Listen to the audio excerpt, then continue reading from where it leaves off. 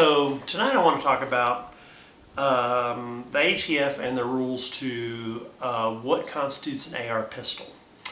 Alright, so there's a lot of things I see on YouTube and people doing a lot of stuff, and I wanted to speak directly to a few of the rules and laws, and we can thank G. Webbs for this because he called me on some of the things I thought might have been right or wrong, and I actually did research about it to make sure I was being compliant with the ATF, because that is one thing you don't want to mess up on, because it's a 10-year possible federal prison sentence and a giant fine.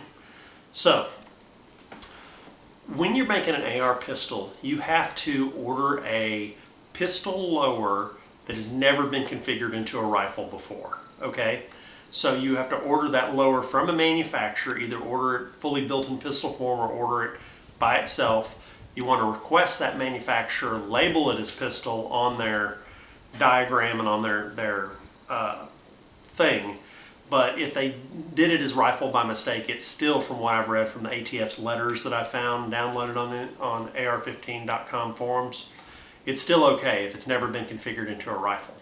If you can prove you bought it outright, directly, a virgin lower, and build it into a pistol, you're pretty much okay. Alright, so there are different questions presented to the ATF, and these have been downloaded, so I'm going to read them to you. Okay. Can an AR-15 type lower which with attached buttstock which has never been made, assembled, or manufactured as a rifle and is transferred as a receiver only be lawfully made into an AR-15 type pistol by first removing the stock and replacing it with a pistol type buffer tube and then installing the short barreled upper receiver? And the answer that the ATF gives is yes, since you're utilizing a receiver that has never been barreled as a rifled action, you may lawfully assemble such a pistol.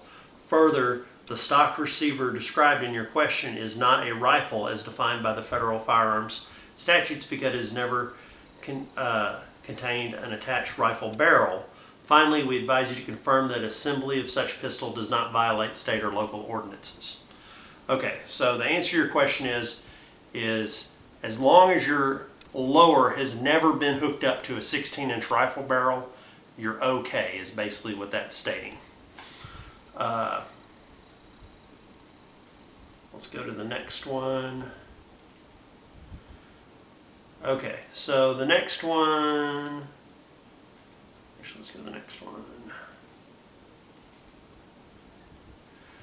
Okay.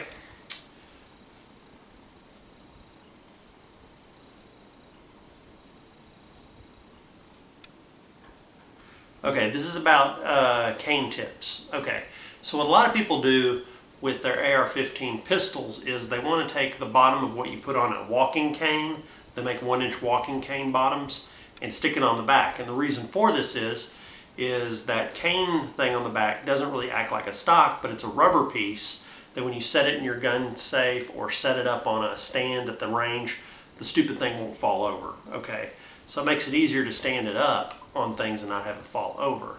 So that's why most people want to hook a cane tip onto the back end, and when you see them on YouTube, that's what they do, is they stick a rubber cane tip on the back end. So a lot of people say, well, that constitutes a stock because you're sticking a chunk of rubber on the back end. Well, let's see what the ATF has to say about that.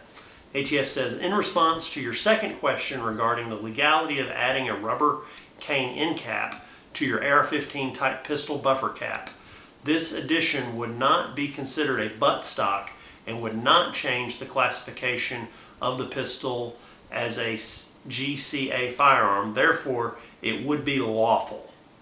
Okay, so what the ATF is saying is walking cane rubber ends are okay to stick on the back of a pistol stock.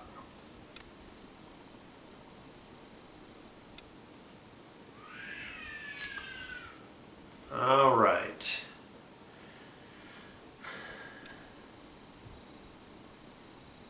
Okay, now here's the one that's the really good one. That's why I saved it for last.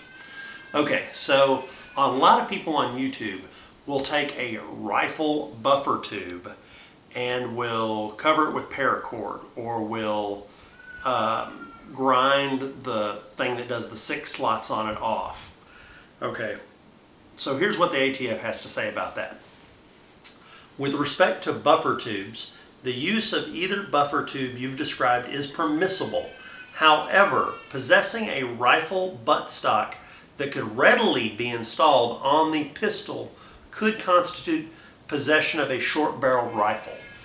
So what that means is that they have a legal definition of readily, which is defined as easily.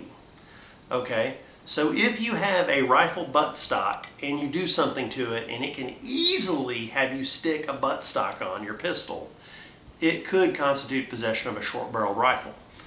Alright, so this is really tricky because it's subjective.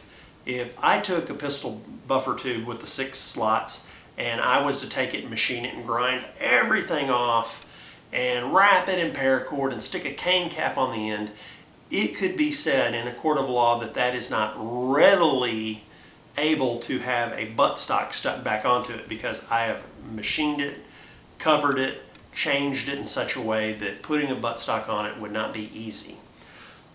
On the flip side, do I want to spend thousands of dollars in lawyer fees to prove that to a jury of 12 peers against the ATF bringing a suit against me? And what I mean by that is you have to understand the nature of the ATF. The ATF is an organization that makes money through taxing, kind of like the IRS, except they regulate firearms, explosives, and tobacco and alcohol. But what the ATF likes to do is the ATF likes to go out and they don't want to be like cops and just arrest people for offenses. They want to go out and when they arrest someone for an offense, they want it to get into the newspaper and they want to make an example out of them. So do they want to blow up Hillbilly Bob who goes out and blows something up with some tannerite? Or do they want to go out and arrest someone who's on YouTube who blows up a pickup truck with tannerite and shows everyone how fun it is to do? They want to go after the guy on YouTube who's doing things that are dangerous because he's giving ideas to the masses. So the ATF, if they ever were to target you and come in and search your house, you don't want to give them any reason whatsoever to pull you into a court of law. You want every one of your rifles to be legal. You want it to be configured in such a way that there's no doubt in their minds that they have a case against you. So if you're going to build an AR pistol, buy an AR pistol buffer tube, because if they go in and look at it and they look at that tube and they go, oh, this kind of looks like a short-barreled rifle, you can say that tube on the back of that is an AR pistol buffer tube made by a manufacturer, labeled as a buffer tube. And that is all it has ever been and all it is ever designed to be. It cannot take a stock because it is not designed to. So I would rather much have that argument with an ATF agent than to say, I wrapped that in paracord and put some glue on it and therefore it can't have a rifle stock put on it. And they're like, really?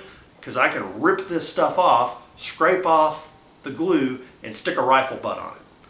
So again, just to cover your own hind end, need to be compliant. Now the last thing I want to say is this: if you do have a pistol and you're going to change it from the original configuration, meaning you have your AR pistol, you have the normal buffer tube on it, and you want to stick a cane cap on the end, well, I would suggest that you write a letter to the ATF and ask them, is that okay? Sure, you could download them off the internet and prove it, but it wasn't written to you. So it's hard in a court of law to go, oh, I found some other guy's letter from 10 years ago. No, it's much better to say, I wrote the ATF and they said putting a cane cap on it is perfectly legal. So for the price of a stamp, that's what I did, and I'm waiting to get that back from them before I put the cane tip on the end of my AR pistol.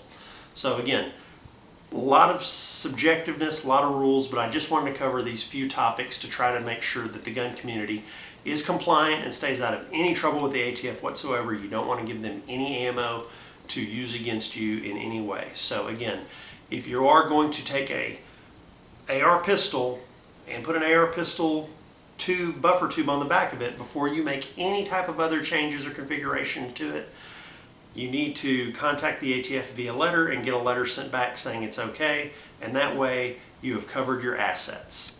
Thanks, and have a good one.